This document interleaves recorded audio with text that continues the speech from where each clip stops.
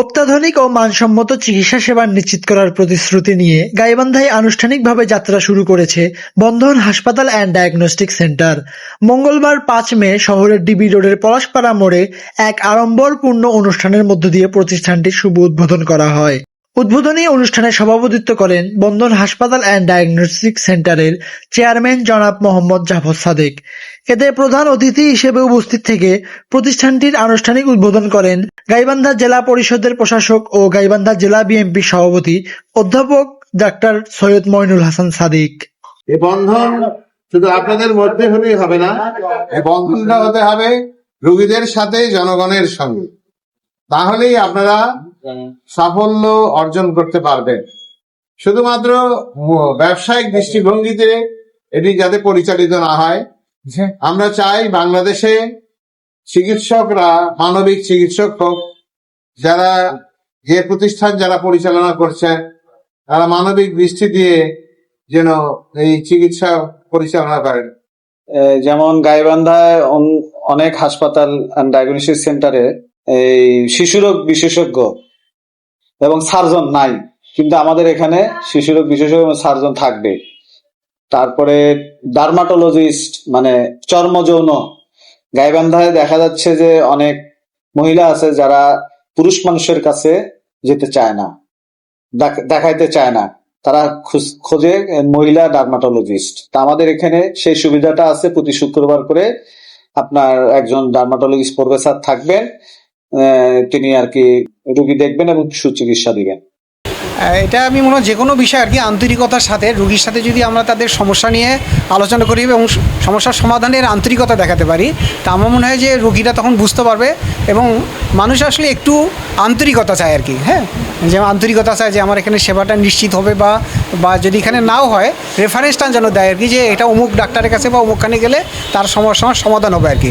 এই জন্য আমার মনে হয় যে আন্তরিকতার মাধ্যমে, সেবার মাধ্যমে, সত্যিকার সেবার আর কি, যে যেমন সন্তানের জন্য মা আর কি, ঠিক তেমনি রুগীর জন্য কিন্তু ডাক্তার বা নার্স, তারা যদি এরকম আন্তরিকতার সাহায্যে যদি সেবা দিতে পারে, তাহলে আমার মনে হয় যে এটি উত্তরোত্তর সমৃদ্ধি লাভ করবে আর কি।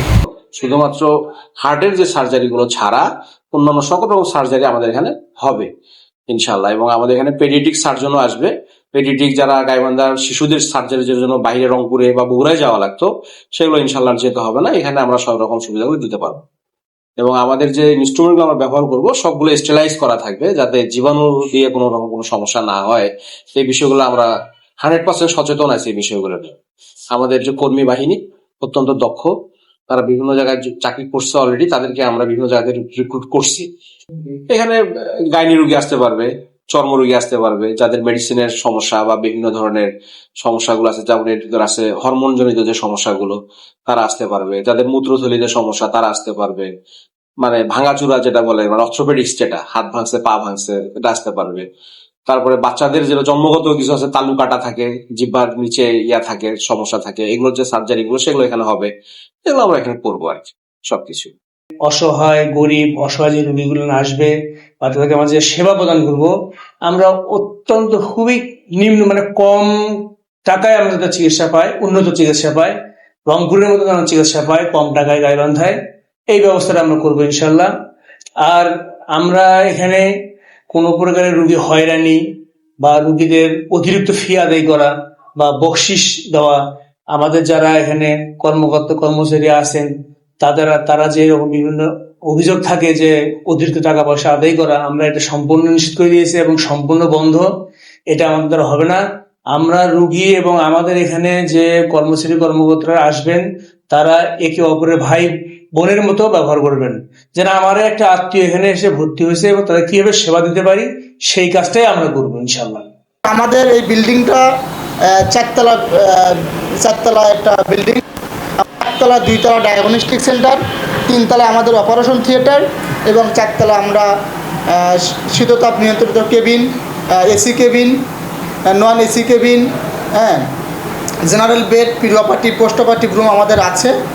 এবং অপারেশন থিয়েটারে যে মানসম্মত যন্ত্রপাতি, আমাদের যে অ্যানেস্থেশিয়ার যে মেশিন মানসম্মত, এবং আমাদের যে সার্জিক্যাল যে ইনস্ট্রুমেন্ট সেগুলো আমাদের মানসম্মত।